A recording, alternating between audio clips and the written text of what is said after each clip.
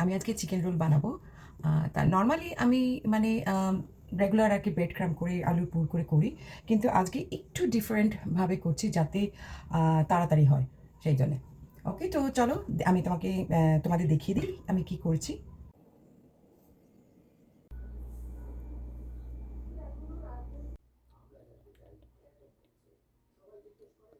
এটা হচ্ছে স্প্রিং রোলের রাবার।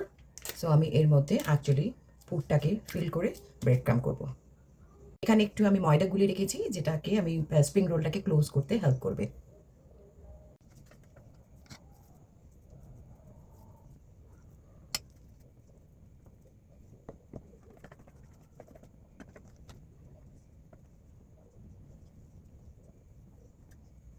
এই যে এরকম করে সুন্দরভাবে আমি এগুলোকে সব কটা এগ রোল আমি করে রেখে দেবো।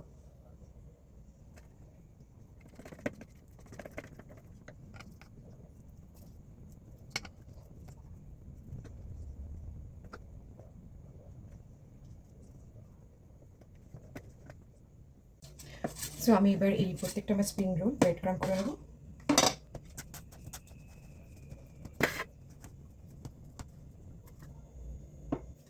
সো এমনি করে আমি প্রত্যেকটা স্প্রিং রোল ব্রেড ক্রাম্ব করে নেবো, নিয়ে তারপরে আমি ডিপ ফ্রাই করবো।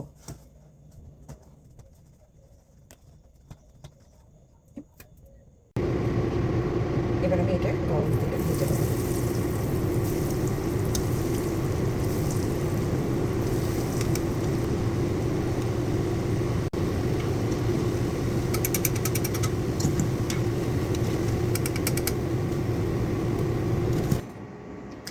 তুমি দেখছো আমার ভাজা হয়ে গেছে।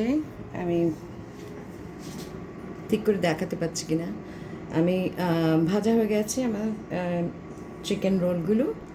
এবার এই চিকেন রোলগুলো এনি সসের সাথে তোমরা খেতে পারো, এনি কাইন্ড অফ সসের সাথে পরিবেশন করতে পারো।